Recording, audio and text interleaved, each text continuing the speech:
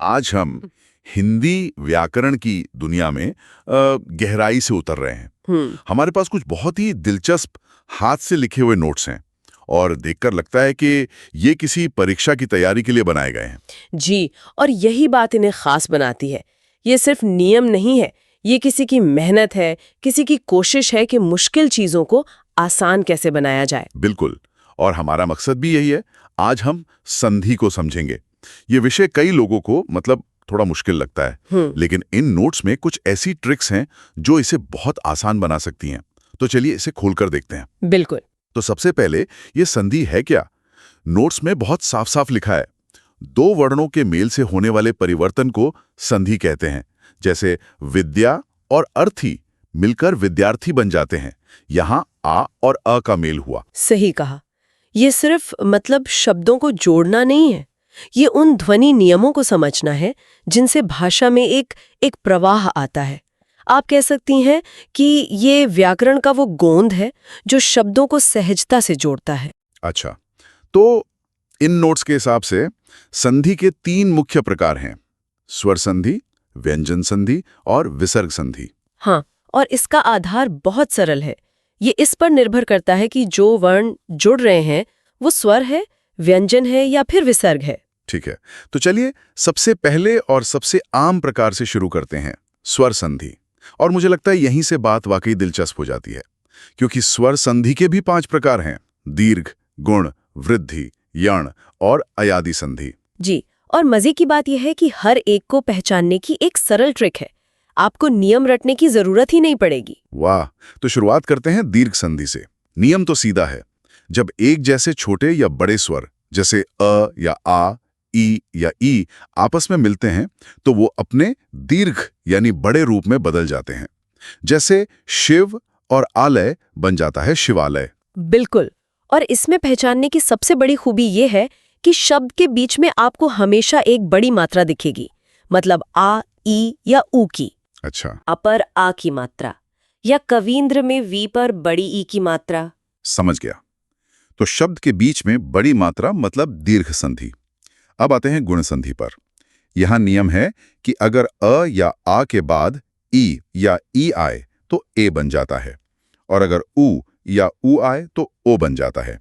जैसे सुर और इंद्र मिलकर सुरेंद्र हो गए। हाँ, और यहाँ नोट्स में एक बहुत ही शानदार ट्रिक दी है। अगर किसी शब्द के दूसरे या तीसरे अक्षर पर ए या ओ की सिर्फ एक मात्रा लगी हो, मतलब ऊपर सिर्फ एक डंडी हो, एक मात्रा? हाँ, सिर्फ एक, तो वो लगभग हमेशा गुण संधि होती है।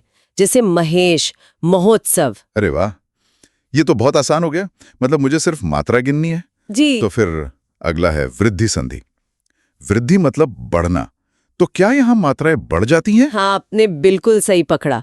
यहाँ अ या आ के बाद ए या ए आने पर ए मतलब 2 मात्राएं, और ओ या ओ आने पर ओ यानी फिर से 2 मात्राएं बन जाती हैं। तो इसकी ट्रिक तो और भी आसान हुई। हाँ, नोट्स में लिखा भी है, यदि एक मात्रा से 2 मात्राएं हो जाएं, मतलब अगर आपको किसी शब्द में ए या ओ के 2 मात्राएं दिखें तो वो वृद्धि संधि है। जैसे एक और एक मिलकर एकाएक हो जाता है। बिल्कुल, या महा और औषध मिलकर महौषध 2 मात्राएं हैं, मतलब वृद्धि संधि है। कमाल है। एक मात्रा मतलब गुण, 2 मात्राएं मतलब वृद्धि।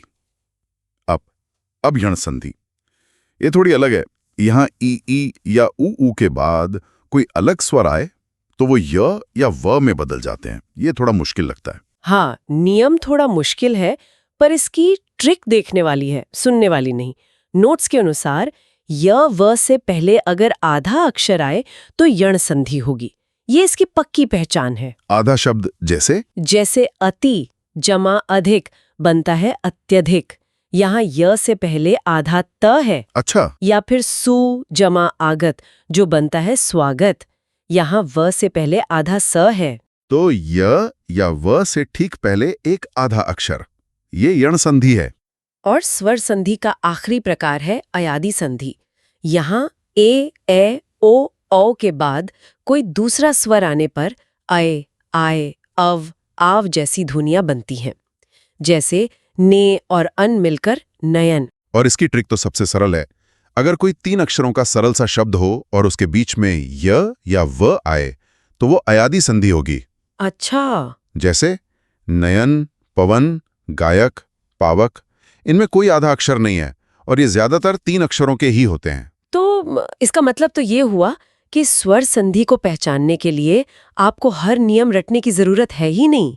आप सिर्फ मात्राओं को देखकर या य और व से पहले आधे अक्षर को देखकर ही उसे पहचान सकते हैं। बिल्कुल, ये बस पैटर्न पहचानने की बात है। हाँ, अब संक्षेप में व्यंजन और विसर्ग संधि को भी देख लेते हैं। हाँ, व्यंजन संधि में एक व्यंजन का दूसरे व्यंजन या स्वर से मेल होता है।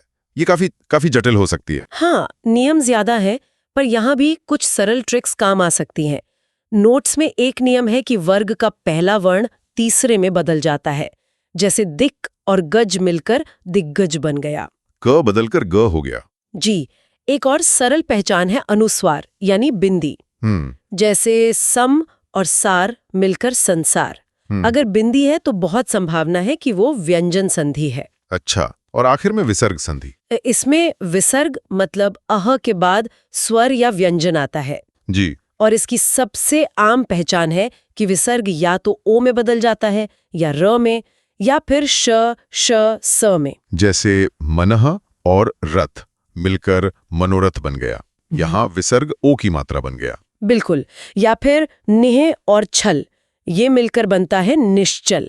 यहाँ विसर्ग आधे श में बदल गया। तो आज हमने देखा कि संधि, जिसे अक्सर एक मुश्किल विषय माना जाता है, उसे कुछ सरल ट्रिक्स और पैटर्न से कैसे पहचाना जा सकता है।